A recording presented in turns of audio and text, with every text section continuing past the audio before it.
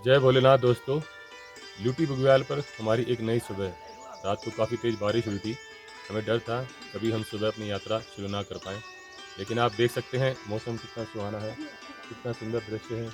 आसमान एकदम साफ़ है। लगता है भोलेनाथ की कृपा हम पर बनी हुई है। आज हम आगे की अपनी यात्रा प्रारंभ करेंगे। जय भोलेनाथ। उम्मीद है इस यात्रा के पहले 2 वीडियो आप देख चुके होंगे, लेकिन यदि आपने वो वीडियो किसी वजह से मिस कर दिए हैं तो आप इस वीडियो के एंड में कार्ड पर क्लिक करके भी वो वीडियो आसानी से देख पाएंगे।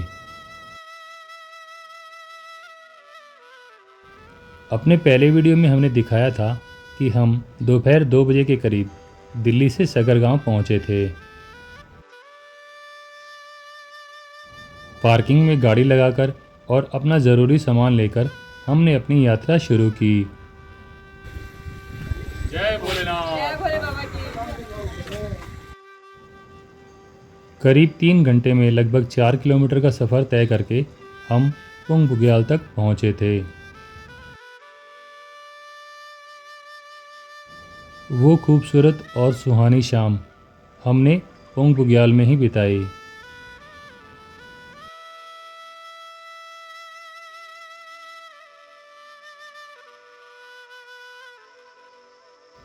रात का भोजन देवेंद्र जी के मंगलम ढाबे पर लेकर हम लोग वहीं पर सो गए थे।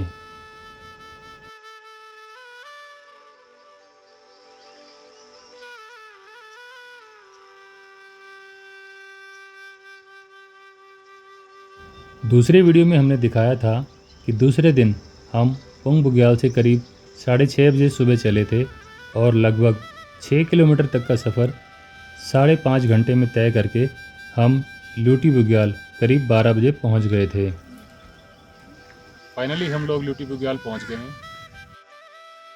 पुंग बुग्याल से ल्यूटी बुग्याल का यह रास्ता इस यात्रा में सबसे कठिन और सबसे ज़्यादा दुर्गम मार्ग है, जिसकी चढ़ाई एकदम खड़ी और बिल्कुल थका देने वाली है।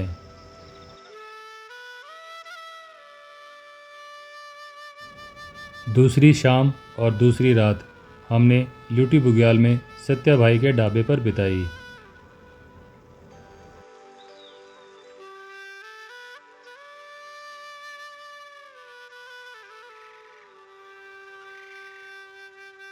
आज हम ल्यूटी बुग्याल से अपने तीसरे दिन की यात्रा शुरू करेंगे। कहते हैं इस यात्रा का सबसे सुंदर हिस्सा ल्यूटी बुग्याल से आगे जाकर ही शुरू होता है। लोगों के अनुसार यात्रा का यह हिस्सा प्रकृति के खूबसूरत रंगों और दृश्यों को समेटे हुए है।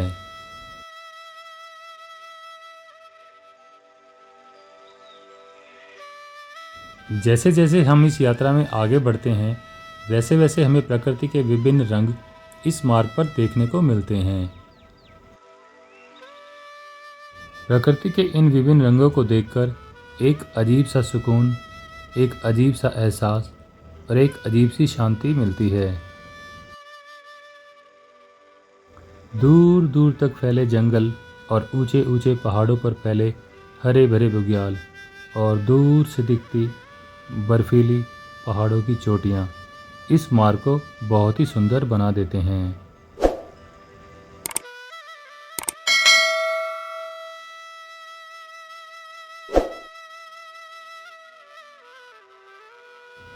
आज की अपनी इस यात्रा में हम इस यात्रा के सबसे ऊंचे पॉइंट पितरधार से भी होकर गुजरेंगे, जहां पर यात्री अपने पितरों को याद करके यात्रा मार्ग पर आगे बढ़ते हैं।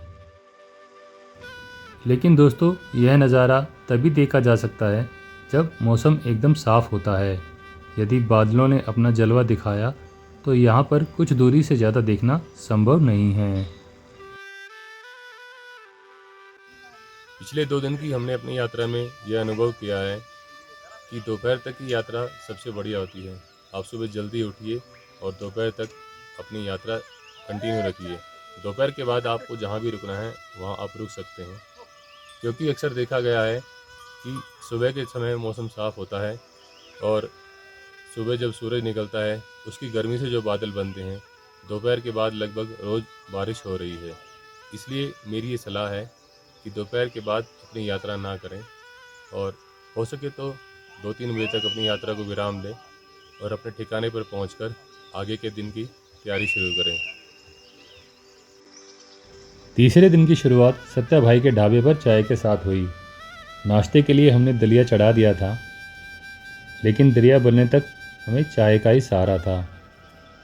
यहाँ पर दोस्तों नाश्ता करना इसलिए ज़रूरी है क्योंकि इसके बाद अगले 10-11 किलोमीटर यानी कि मंदिर तक कुछ नहीं मिलने वाला था और लगभग 7 से 8 घंटे में हमने वहाँ तक पहुँचने का अंदाज़ा लगाया था।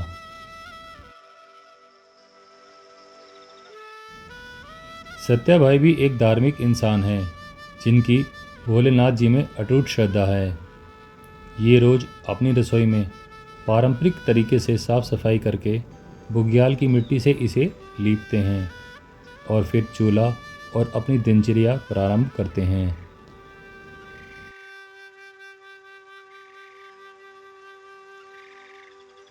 थोड़ी देर में ही हमारा दलिया भी बनकर तैयार हो गया। जय भोलेनाथ दोस्तों, सुबह के 7:40 हो गए हैं और अब हम ड्यूटी बुग्याल से आगे अपने ट्रैक की शुरुआत कर रहे हैं। आज का हमारा पड़ाव रुद्रनाथ मंदिर का रहेगा और देखते हैं हमें लुटी बुग्याल से रुद्रनाथ मंदिर तक पहुंचने में कितना समय लगेगा। यहाँ से दोस्तों हम अपनी यात्रा के सारे पड़ाव देख सकते हैं। सबसे आगे है सगर गांव, उसके बाद पुंग बुग्याल और पुंग बुग्याल से मौली खड़क होते हुए ये ल्यूटी बुग्याल। ल्यूटी बुग्याल से पनार बुग्याल तक का लगभग 1 किलोमीटर का यह रास्ता भी ज़्यादा अच्छा नहीं है। इसमें भी एकदम खड़ी चढ़ाई है और पूरे रास्ते में ऊबड़ खाबड़ पत्थर हैं। पुंग बुग्याल से पनार बुग्याल तक का लगभग 6-7 किलोमीटर का ये रास्ता इस यात्रा मार्ग का सबसे मुश्किल और थका देने वाला है। पुंग बुग्याल से पनार बुग्याल तक हम समुद्र तल से लगभग 1 किलोमीटर ऊपर की ओर आ जाते हैं।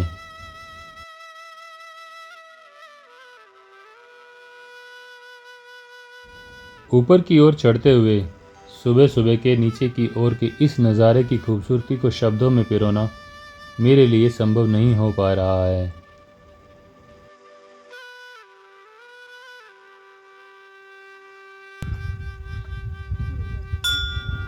कुछ ही देर में हम लगभग 1 किलोमीटर की चढ़ाई करके ल्यूटी बुग्याल से पनार बुग्याल पहुंच गए थे। पनार बुग्याल इस यात्रा का सबसे सुंदर और सबसे खूबसूरत पड़ाव है।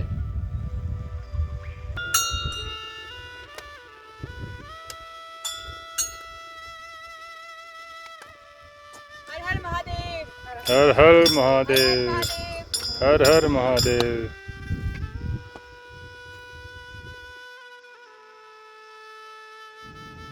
पनार बुग्याल में फॉरेस्ट डिपार्टमेंट की एक चेक पोस्ट भी है। यहाँ पर आपका परमिट चेक करने के बाद ही आपको आगे जाने की अनुमति होती है। अगर आपकी किस्मत ख़राब है तो यहाँ पर आपका बैग भी चेक किया जा सकता है और यदि आपने ब्लूटूथ से अपने फ़ोन या स्पीकर में गाने बजा रखे हैं तो आपका 100 रुपये का चालान भी काटा जा सकता है, क्योंकि इन सभी डिवाइसेस के शोर से वन्य जीवों को काफ़ी परेशानी होती है।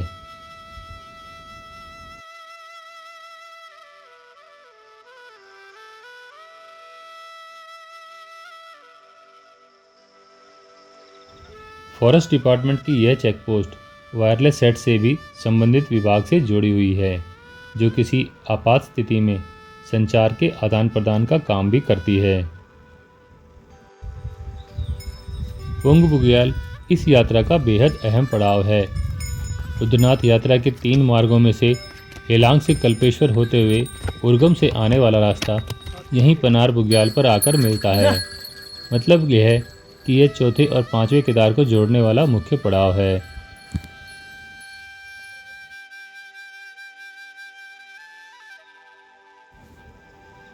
केदारनाथ वाइल्ड लाइफ सेंचुरी का नंदा देवी बायोस्फीयर रिजर्व गोपेश्वर का यह हिस्सा मीलों तक फैला हुआ है, जिसमें घना जंगल और हरे भरे बुग्याल हैं।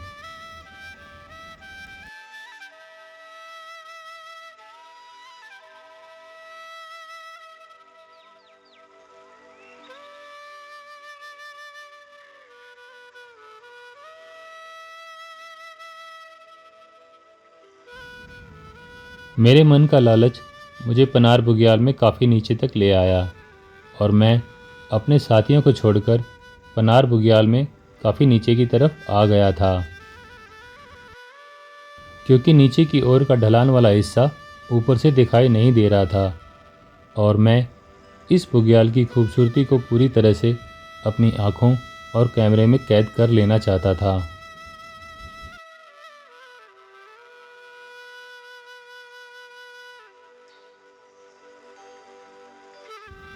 यात्रा मार्ग पर पड़ने वाले ये खूबसूरत पड़ाव हमारी यात्रा में लगने वाले समय को और बढ़ाते चले जाते हैं, क्योंकि इन खूबसूरत दृश्यों को छोड़कर आगे जाने का मन ही नहीं करता, जिसकी वजह से हमें दूसरे यात्रियों के मुकाबले में इस यात्रा को पूरा करने में काफ़ी समय लग रहा था।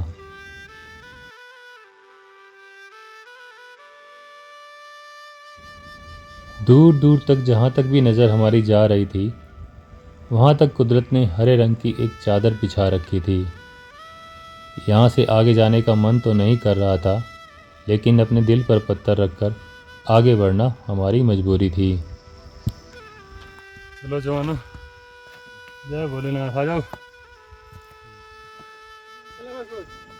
सोचा तो मैंने ये था कि मैं अब इस नज़ारे को पीछे मुड़कर नहीं देखूंगा, लेकिन दिल कहाँ मानने वाला था। थोड़ा और ऊपर जाकर देखने पर इस बुग्याल की खूबसूरती अब पहले से दुगनी लग रही थी।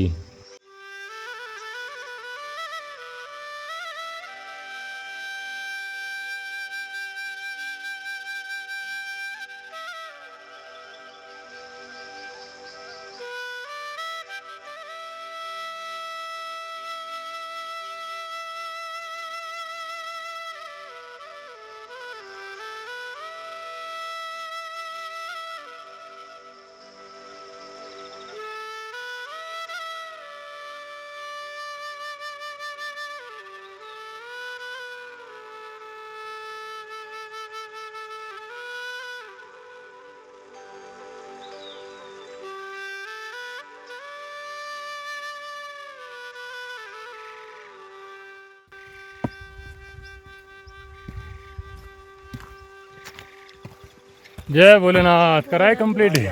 भीड़ तो नहीं है ऊपर? चलो बढ़िया।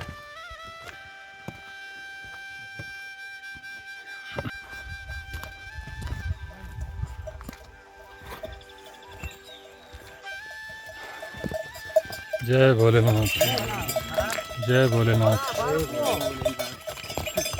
जय शिव शंभू, जय शिव शंभू, जय भोलेनाथ।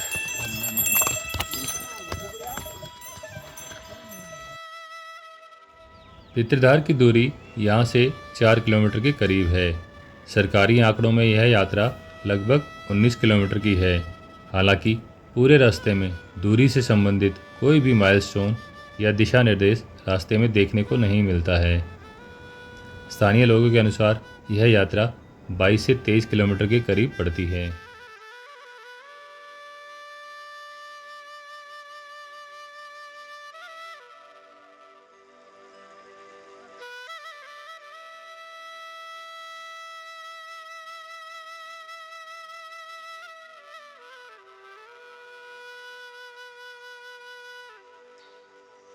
गोपेश्वर घाटी का यह सुंदर नज़ारा हमारे कदमों को आगे बढ़ने से रोक रहा था।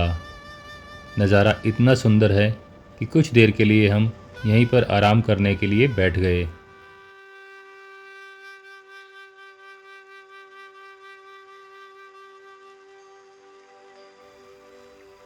थक गए भाई। जय भोलेनाथ। जय भोलेनाथ। यहाँ पे लेट के बड़ा रिलैक्स मिल रहा है। घास बहुत सॉफ्ट है। यहाँ के लोग ना इसी घास का यूज करते हैं बिस्तर के लिए। बहुत प्यारा व्यू है। बड़ा मजा आ रहा भाई। 5 मिनट लेटे ना तो आप सो जाओगे। ट्रैक हो तो ऐसा हो, क्या हरियाली है, क्या नज़ारे हैं। सही में। बर्फ से ढकी हुई पहाड़ों की चोटियाँ, सूरज की रोशनी से चमचमाती हुई पहाड़ों की चोटियाँ, हम हरियाली बादलों से ऊपर आ गए हैं। चारों बादल तरफ हरियाली नीचे। है।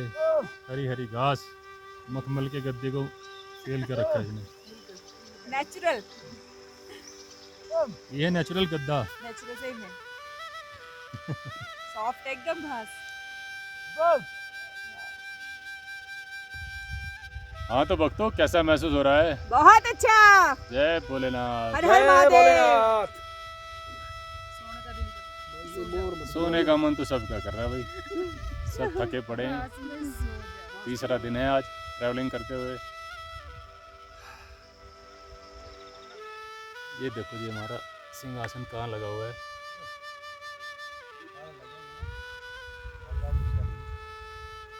सैडम बर्फ के पहाड़ नेचुरल ब्यूटी के बीच में stay हमारा।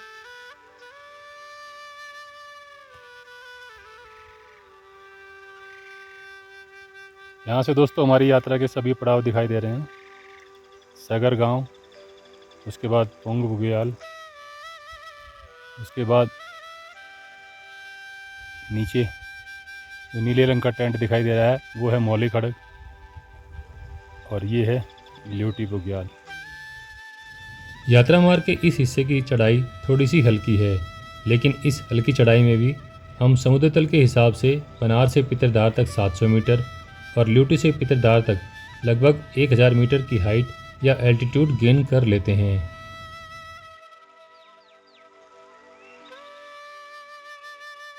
खच्चरों के लिए इस यात्रा मार्ग पर हरी हरी नरम घास की कोई कमी नहीं है। बस ज़रूरत है तो उनके मालिकों द्वारा उनको थोड़ा सा वक्त और थोड़ी घास खाने की अनुमति देने की।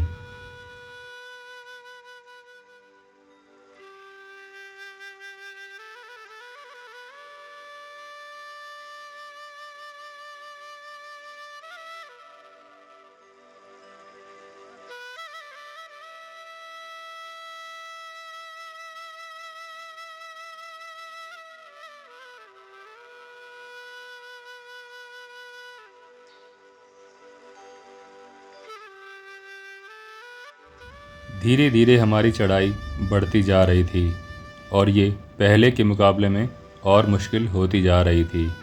रास्ता भी थोड़ा थोड़ा ख़राब होने लगा था। आप देख सकते हैं नीचे से आने वाले रास्ते की यह कैंचीनुमा चढ़ाई एकदम से सीधे पहाड़ पर चढ़ रही है। हाँ जी भाई साहब। भाई दम पाट रहा क्या भाई साहब, जानते हो भाई, इतनी चढ़ाई चढ़ के कैसा महसूस कर रहे हो? मैं बोलना दिया करता।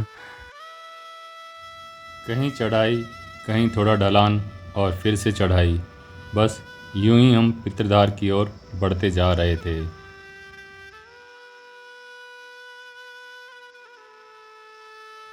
भोलेनाथ जी की कृपा बनी हुई थी और खुशी इस बात की थी कि मौसम एकदम साफ है, जिसकी वजह से हम प्रकृति के इन विभिन्न रंगों को आराम से देख पा रहे हैं। दूर पहाड़ों पर बर्फीली चोटियाँ और इन हरे भरे बुग्याल पर मंडराते हुए ये सफ़ेद बादल एक अलग ही कहानी कह रहे थे।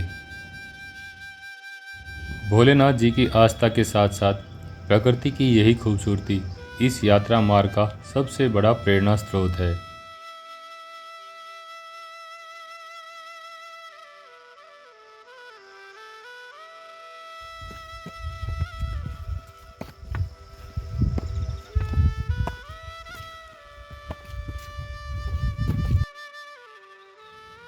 हिमालय के क्षेत्र में इस तरह की यात्राओं के लिए किसी भी यात्री को शारीरिक रूप से मजबूत होने के साथ साथ मानसिक रूप से भी मजबूत होना चाहिए, वरना इस तरह की यात्रा किसी को भी बहुत जल्दी थका देती हैं। इन यात्राओं के लिए मन में जोश और उमंग का होना बहुत ज़्यादा ज़रूरी है।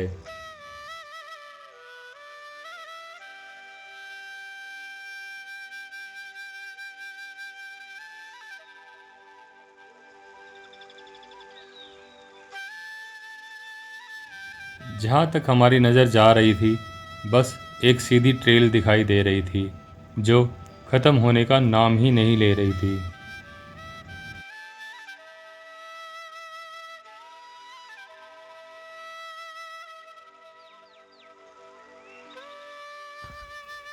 बनार के बाद दोस्तों ठंड बढ़ गई है, हवा काफ़ी तेज़ चल रही है, इसलिए पूरे कपड़े हमें पहनने पड़ गए हैं। आप देख सकते हैं मैंने भी सिर पे टोपी लगा ली है और अपर भी पहन लिया है। जय भोलेनाथ। जय भोलेनाथ।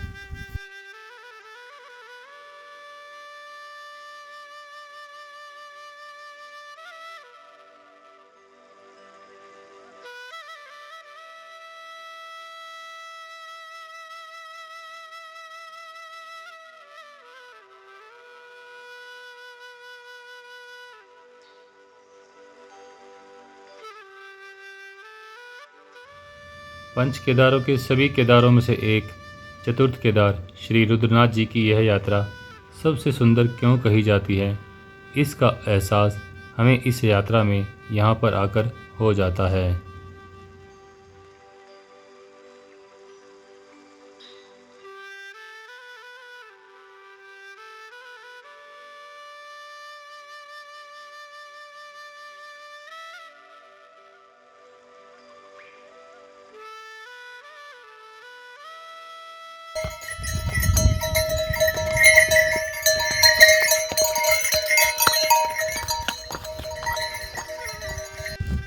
फूलों की घाटी है, ये देखो सब ये देखो लोग। हाँ? यही फूलों की घाटी थी, ये देखो। 2 दिन से हमने कुछ स्प्राउट्स भिगो कर रखे थे क्योंकि ये एनर्जी से भरपूर होते हैं और काफ़ी देर तक आपको भूख नहीं लगने देते। यात्रा मार्ग के इस हिस्से के लिए हमने इनको बचा कर रखा था और आज ये हमारे काम आ रहे हैं। इनको हमने 2 दिन से भिगो रखा है। और भी वैसे पानी के हाथ छोटे जो।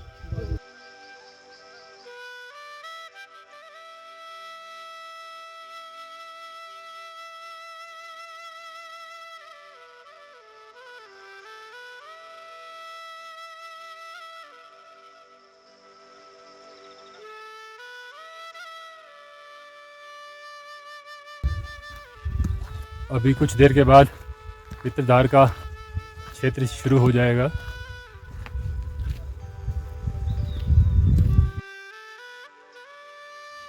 पौराणिक मान्यताओं के अनुसार पितरधार का यह क्षेत्र काफ़ी ज़्यादा पवित्र माना जाता है।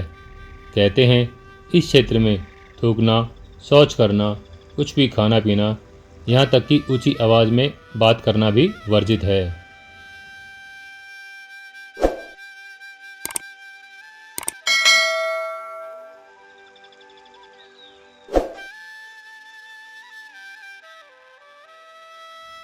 इसलिए इस क्षेत्र में आने से पहले यात्रियों को सारे काम पहले ही निपटा लेने चाहिए और पूरे श्रद्धा भाव से इस क्षेत्र से होकर गुजरना चाहिए।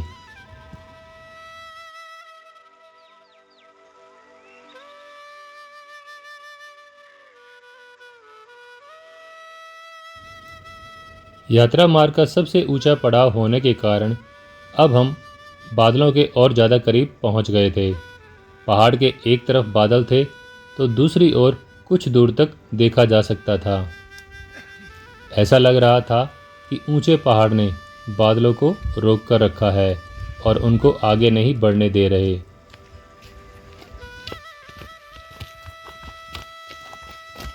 हर हर महादेव। हर हर महादेव। हर हर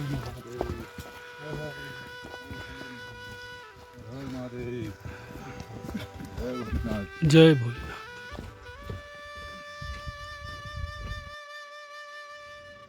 यहाँ चढ़ते समय किसी किसी की सांसें कुछ ज़्यादा ही फूल रही थी। शायद ऊंचाई के कारण ऑक्सीजन लेवल इसका एक कारण हो सकता है।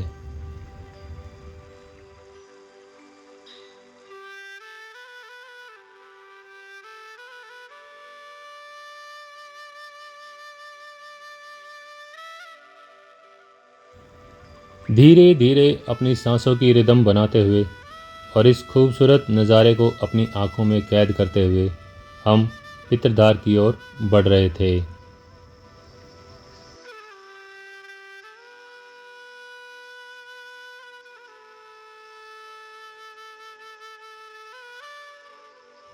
पितरधार हमसे अब चंद कदमों की दूरी पर था। आप यहाँ भी रास्ते की हालत देख सकते हैं। इस रास्ते की हालत और दुर्गमता को देखते हुए स्थानीय लोगों में एक कहावत बड़ी मशहूर है। लोग कहते हैं कि रुद्रनाथ जी की चढ़ाई और जर्मन की लड़ाई लगभग एक समान है। पांचों केदारों में से रुद्रनाथ जी की चढ़ाई को सबसे कठिन माना गया है। इन जंगली भिंडियों की तो इस रास्ते के साथ साथ पूरी भरमार है, लेकिन मैंने पहले भी बताया था कि इस तरह की सभी जंगली भिंडियाँ खाने लायक नहीं होती। इनमें से कुछ जहरीली भी होती हैं, तो ये भी खाने लायक नहीं है। लोग इन्हें धोखे में तोड़कर ले जाते हैं।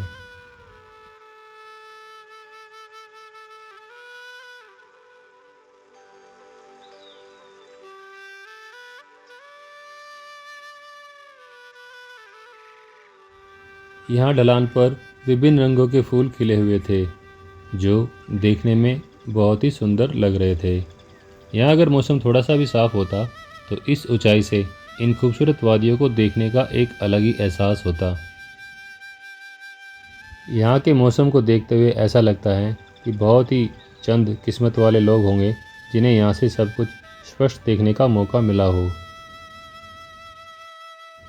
पितरधार अब हमारी नज़रों के सामने था। हम पितरधार पहुँच चुके थे।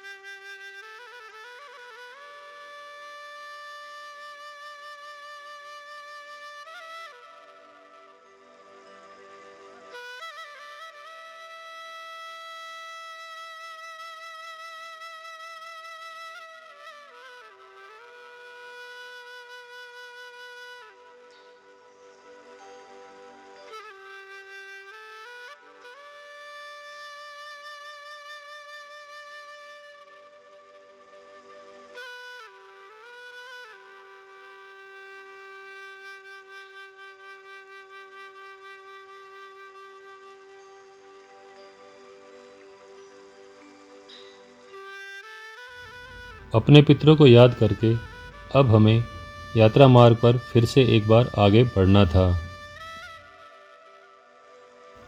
अगर मौसम साफ होता तो यहाँ से सभी प्रमुख पर्वतों जैसे द्रोणागिरी, नीलकंठ, चौखंबा, हाथी घोड़ा पर्वत, नंदा देवी, कामेत, ऋषि पहाड़, नंदागुटी और त्रिशूली, इन सभी को यहाँ से स्पष्ट रूप से देखा जा सकता था, लेकिन बादलों की वजह से अभी इनको देखना संभव नहीं है। कहते हैं पितरधार पर पहुंचकर एक अलग ही ऊर्जा का एहसास होता है, और सच में यात्रा मार्ग के सबसे ऊंचे पड़ाव पर पहुंचकर हम इस ऊर्जा को महसूस कर पा रहे थे।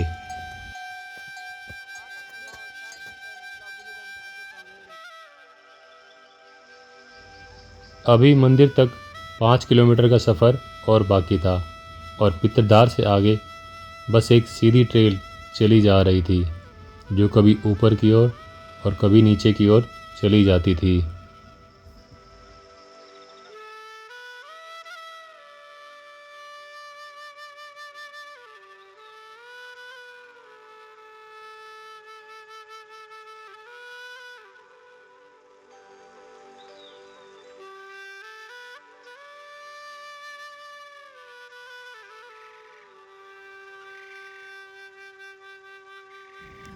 रास्ते के इस हिस्से में बुरांश के काफ़ी पेड़ देखने को मिलते हैं।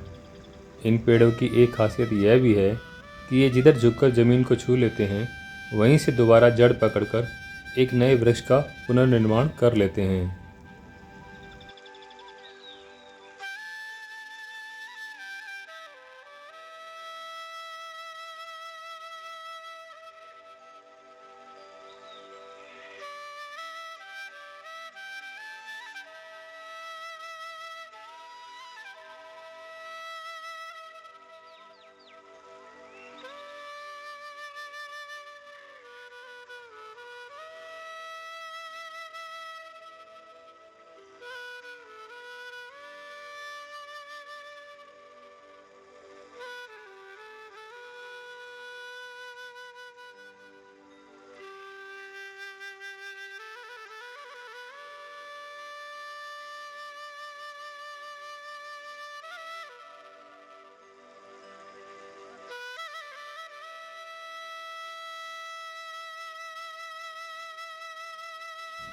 नीचे आने के बाद एक बार फिर से धीरे धीरे ऊंचाई बढ़ने लगी थी।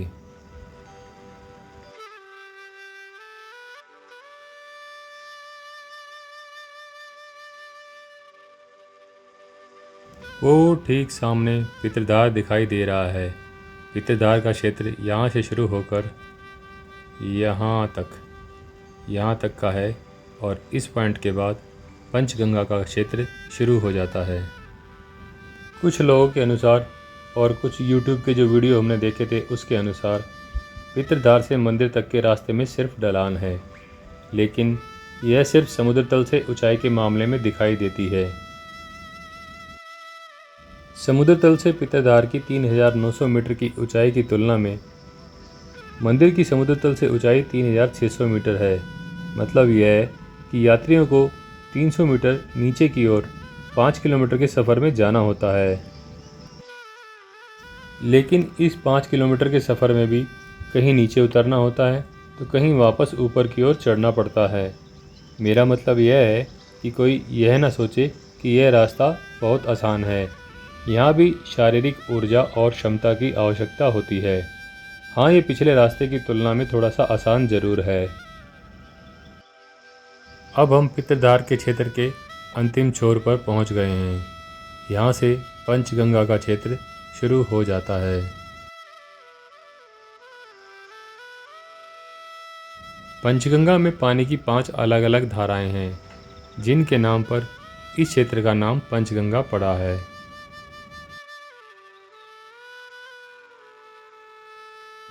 रुद्रनाथ यात्रा के 3 रास्तों में से मंडल से आने वाला रास्ता यहाँ पंचगंगा पर आकर मिलता है।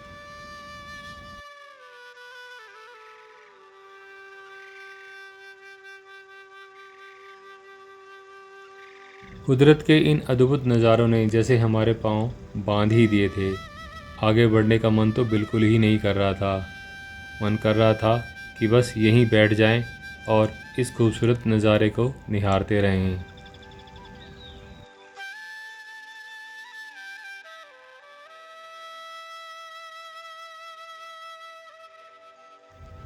हर बार बादलों का एक नया झुंड आकर अपने नए नए करतब दिखा रहा था।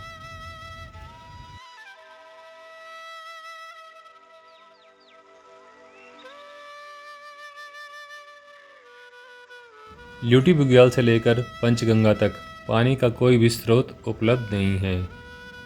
हमारी पानी की बोतलें ख़त्म हो चुकी थी।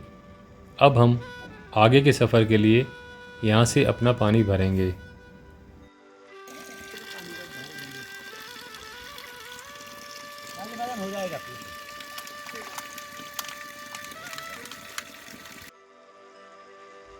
हरे भरे सपाट बुग्याल में कच्चे रास्ते को छोड़कर पत्थरों पर चलना ज़्यादा मुश्किल होता है।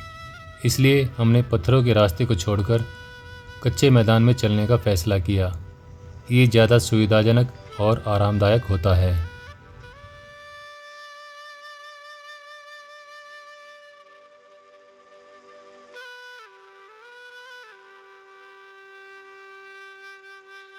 शायद ही कोई होगा जो इन हरे भरे बुग्यालों की मखमली घास पर नंगे पैर चलने का मज़ा ना ले।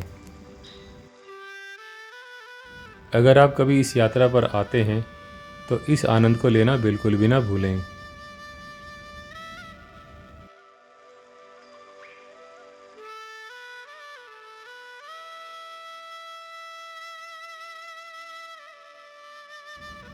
ठीक सामने हमें चरवाहों का एक टेंट दिखाई देने लगा था।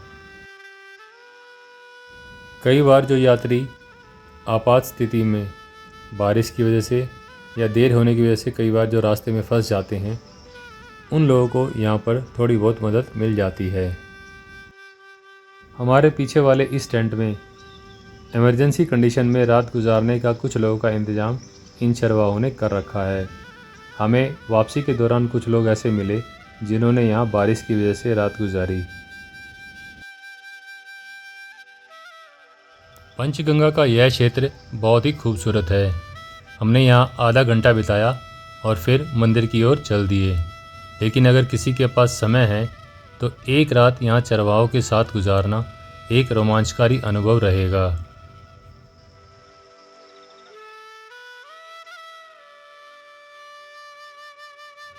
पंचगंगा से आगे मंदिर तक प्रकृति ने हरे रंग की एक बहुत ही खूबसूरत चादर इन ऊंचे पर्वतों पर बिछा रखी है, जिनके बीच में से एक छोटी पगडंडी मंदिर की तरफ जाती है।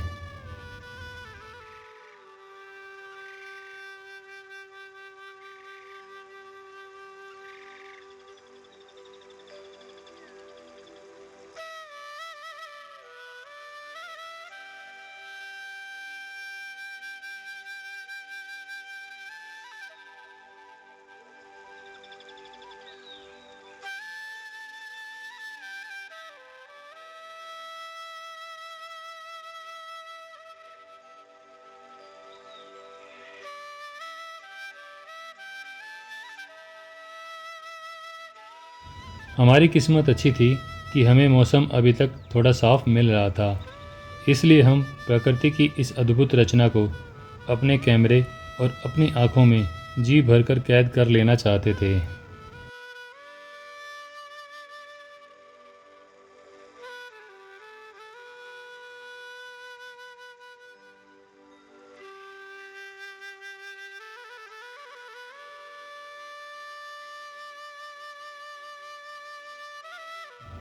मंदिर पहुंचने की हमें कोई जल्दी नहीं थी, क्योंकि शाम की आरती 7 बजे होती है, इसलिए हमें जल्दी पहुंचने की ज़्यादा इच्छा नहीं थी।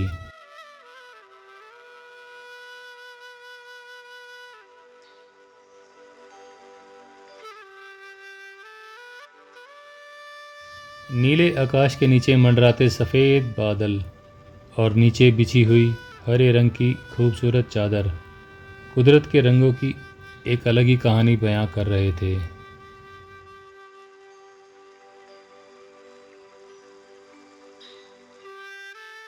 जैसे जैसे रुद्रनाथ जी का क्षेत्र नज़दीक आ रहा था, वैसे वैसे कुदरत अपने रंगों को और ज़्यादा निखार रही थी।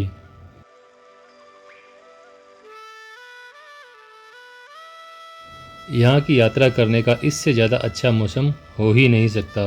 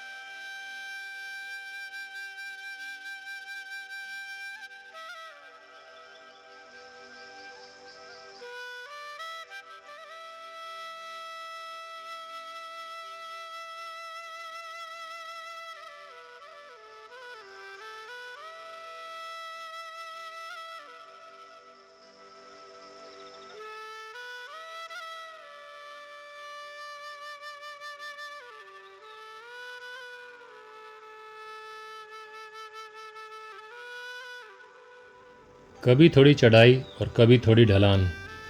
धीरे धीरे इन पगडंडियों पर हम मंदिर की ओर बढ़ रहे थे। कहीं कहीं पर ये पगडंडियाँ गहरी खाई में उतर जाती और कभी कभी एकदम से सीधे मैदान में आकर खुल जाती थी।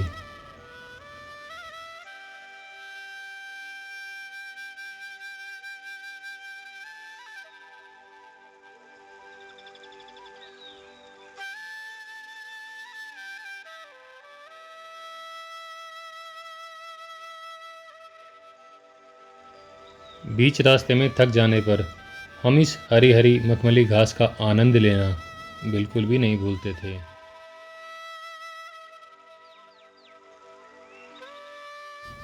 इस माहौल के बीच खुले आसमान के नीचे इससे अच्छा बिस्तर हो ही नहीं सकता।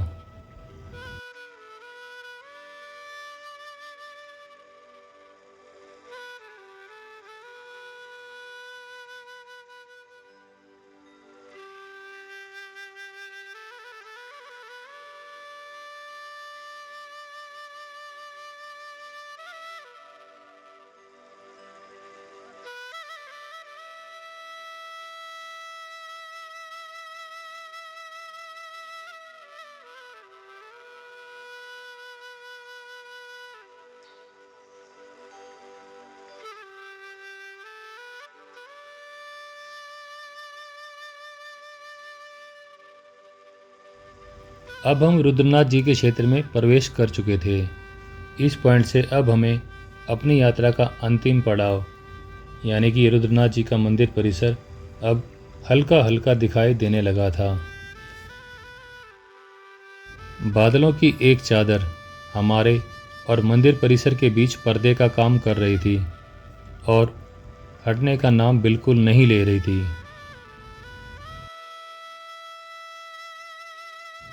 खैर जैसा भी था, हमने इस नज़ारे का भी आनंद लिया और थोड़ी देर के लिए और सब्र रखा।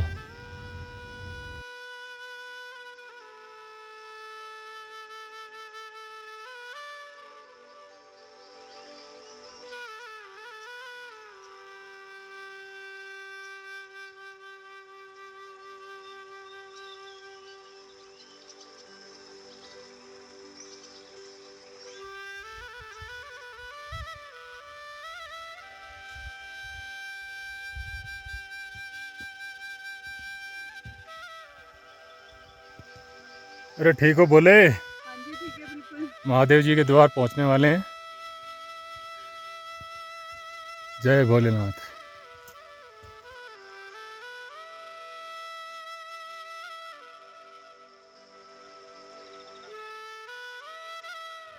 यहाँ भी घाटी रंग बिरंगे फूलों से गुलजार हो रखी थी।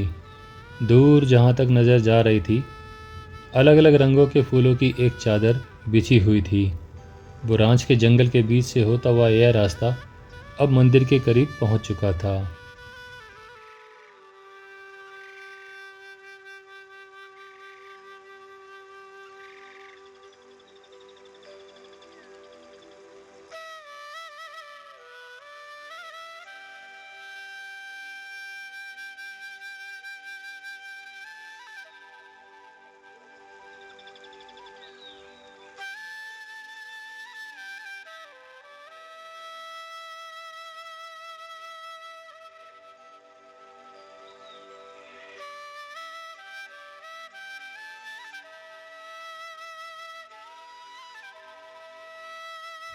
बादल कुछ हद तक छट गए थे। मंदिर परिसर अब स्पष्ट रूप से बिल्कुल हमारे सामने था।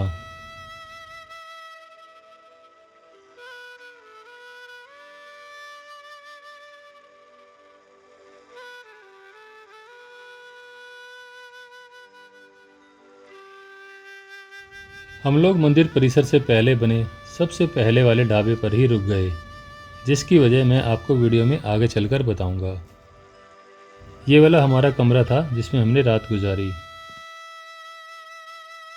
हमारे पास इस टेंट में रुकने का भी ऑप्शन था, लेकिन पिछली रात के हमारे अनुभव ने हमें कमरे में ही रहने को प्रेरित किया, क्योंकि तेज़ बारिश में ये टेंट बहुत ज़ोर से फड़फड़ाते हैं और इनमें बहुत आवाज़ होती है। यह हमारे कमरे का अंदर का व्यू है जिसमें हमने रात गुजारी। इस ढाबे में आप चाहे टेंट में रहें या कमरे में, आपको प्रति व्यक्ति यहाँ पर 700 रुपये का चार्ज देना होता है, जिसमें सिर्फ रात का भोजन ही शामिल है। दोपहर के लगभग 3:30 बज चुके थे। ल्यूटी से यहाँ तक पहुँचने में हमने करीब 8 घंटे लगाए। 2 दिन से हम नहा नहीं पाए थे और आज तो मंदिर में दर्शन करने भी जाना है, इसलिए बिना नहाए मंदिर जाने को मन बिल्कुल भी नहीं मान रहा था। लेकिन नारद कुंड के एकदम बर्फीले पानी में नहाने के लिए भी बहुत हिम्मत की ज़रूरत थी।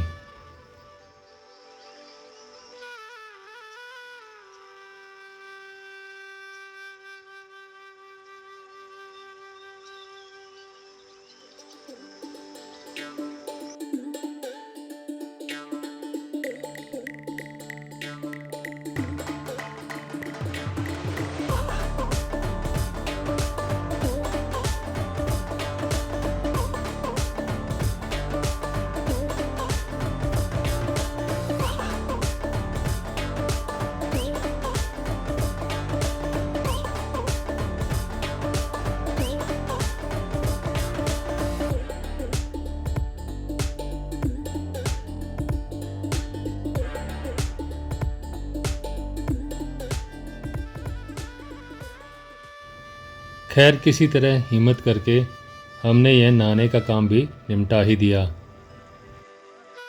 नहा धोकर चाय वगैरह पीकर अब हम मंदिर परिसर की ओर करीब 6 बजे दर्शन करने के लिए और आरती लेने के लिए चल दिए।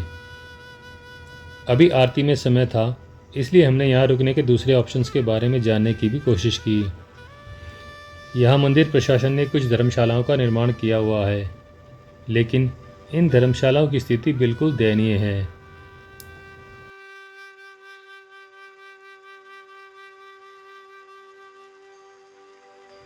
इनमें ना तो कोई ढंग का बिस्तर मिलता है और ना ही कोई साफ सफाई हमें देखने को मिली। हमने कई कमरे को बारी बारी से खोल कर देखा, जिनमें कुछ सामान भी पड़ा था और उनमें अजीब सी दुर्गंध भी आ रही थी।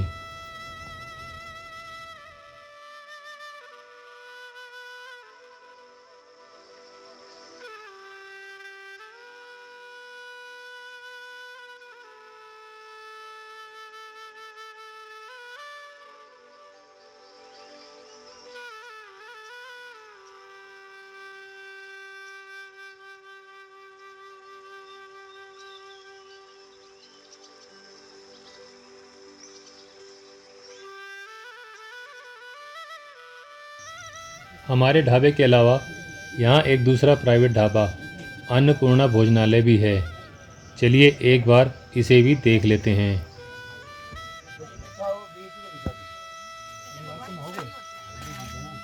वो सबके अलग अलग ही होती है। सूरज कहाँ है? यहाँ बैठ गया। हाँ जी भाई, रूम चलो नहीं। अभी आरती में जाओ। आपका धर्मशाला क्या सिस्टम है? रूम का 600 रुपये पर पर्सन, शाम का खाना इन्वॉल्व। यहाँ पर हमें बताया गया कि ये लोग प्रत्येक यात्री से 600 रुपये चार्ज लेते हैं, जिसमें रात का स्टे और शाम का एक बार का खाना शामिल होता है। सोने के लिए इनके पास स्लीपिंग बैग्स हैं, यह आप यहाँ पर देख सकते हैं। कुछ यात्री इनमें सो भी रहे हैं। यात्रियों की संख्या ज़्यादा होने पर यहीं इस थोड़ी जगह में एकदम सबके साथ सटकर सोना होता है। मंदिर प्रशासन की धर्मशाला का यह एक और परिसर है। इसकी हालत आप यहाँ देख सकते हैं। गांव देहात में इस तरह की जगह पशुओं के लिए होती है, लेकिन यहाँ मजबूरी में यात्रियों को रात गुजारनी पड़ती है। इनमें ना तो कोई लाइट का सिस्टम है, ना ही कोई रजाई गद्दे यहाँ पर उपलब्ध हैं। शाम की आरती करीब 8 बजे ख़त्म होती है। उसके बाद भंडारा होता है। भंडारे के बाद यात्री कंबल की लाइन में लगते हैं। उसके बाद प्रत्येक कंबल के हिसाब से 200 रुपये जमा करवाए जाते हैं और यात्रियों को कंबल बांटे जाते हैं। इन्हीं कंबलों को बिछाना और ओढ़ना होता है। सुबह कंबल वापस करने पर आपको 200 रुपये वापस मिल जाते हैं। यह सारी जानकारी हमें स्थानीय लोगों और ढाबे वालों ने दी थी। दोस्तों, अब मैं आपको सबसे पहले ढाबे में रुकने का कारण बताऊंगा। आप ये जान लें कि नीचे से लेकर ऊपर तक सभी ढाबों और मंदिर परिसर की धर्मशालाओं में रुकने वाले यात्रियों के लिए यहाँ पर केवल 2 ही शौचालय उपलब्ध हैं, जो हमारे ढाबे के और नारद कुंड के ठीक सामने थे। ऊपर से लेकर नीचे तक ठहरने वाले सभी यात्रियों को उसी शौचालय में जाना पड़ता है। जब हम वहाँ पहुँचे तो इनमें से एक गंदगी की वजह से पूरी तरह से ब्लॉक था, दूसरे में भी साफ़ सफाई नहीं थी। हमने जब अपने ढाबे वाले को बोला तो उसने बताया कि एक शौचालय पूरी तरह से जाम है, दूसरे का सभी लोग इस्तेमाल करते हैं, तो हम अकेले ही सफाई क्यों करें। बड़ी मिन्नतों के बाद हमने उस शौचालय को साफ करवाकर इस्तेमाल के लायक बनवाया। फॉरेस्ट डिपार्टमेंट और मंदिर प्रशासन द्वारा दी जाने वाली यात्रियों को सुविधाओं को देखकर हमें काफ़ी हताशा हुई। ऐसा महसूस हो रहा था कि जैसे मंदिर प्रशासन और फॉरेस्ट डिपार्टमेंट बस यही चाहता है कि ज़्यादा यात्री यहाँ पर ना आएं। खैर, जैसा भी था, हम धीरे धीरे मंदिर के प्रवेश द्वार तक पहुँच गए। सामने पीले रंग का जो गेट दिखाई दे रहा है, यह मंदिर का प्रवेश द्वार है। इस द्वार से आगे किसी भी तरह के इलेक्ट्रॉनिक डिवाइस जैसे कि कैमरा, मोबाइल फ़ोन या कोई भी स्पीकर ले जाने की अनुमति नहीं है, जबकि पहले ऐसा नहीं होता था। आरती के लिए अभी आधे घंटे से ज़्यादा का समय बाकी था।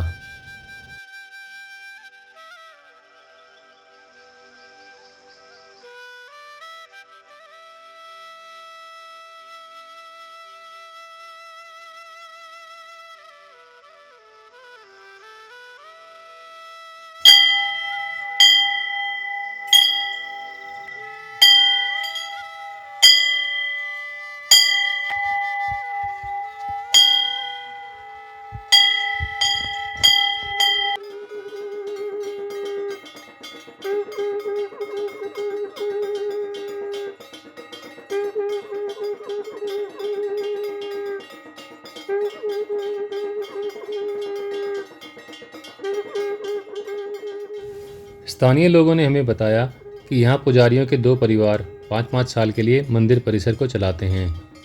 पहले वाले पुजारी जी, जिनका नाम हरीश भट्ट है, वो खुद फोटोग्राफी के शौकीन हैं और जो परिसर में बाहर से फ़ोटो लेने को मना नहीं करते। आरती से अन्य समय के दौरान बाहर से फ़ोटो लेने में कोई परेशानी यहाँ पर नहीं होनी चाहिए, क्योंकि यात्रियों की संख्या यहाँ इतनी नहीं होती। हम तो हरीश भट्ट जी का आरती के दौरान का वीडियो देखकर ही इस यात्रा पर गए थे। लेकिन जब मंदिर परिसर में हमने सहायक पुजारी से इस मामले में बात की तो वो भड़क गए। उनका व्यवहार कहीं से भी संतों के अनुरूप नहीं था। खैर, जैसा भी था, यदि आप यहाँ पर ऐसा कुछ सोचकर जाते हैं तो मैंने जो बातें बताई उन बातों को ज़रूर ध्यान में रखिएगा। आरती समाप्त होने के बाद हम लोग प्रसाद लेकर अपने ढाबे में लौट आए।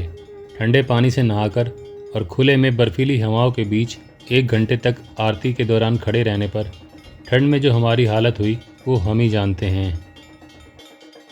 रात को झमाझम बारिश के शोर और ढाबे में उछलते कूदते चूहों के बीच सोना, ये सब एक यादगार अनुभव रहेगा।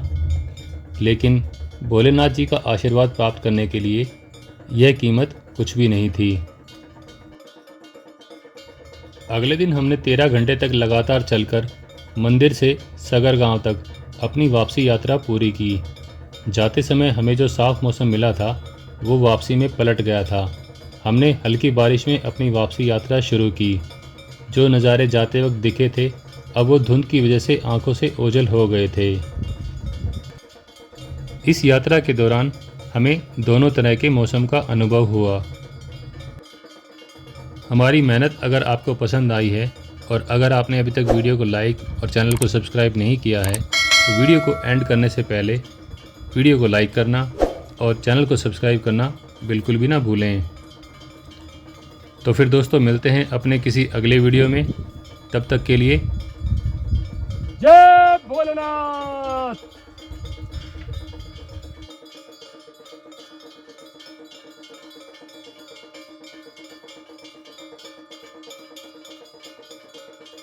ये हमारी एनर्जी डाइट है। थक गए हैं।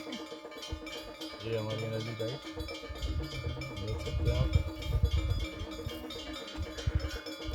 प्रसाद ले लेते हैं।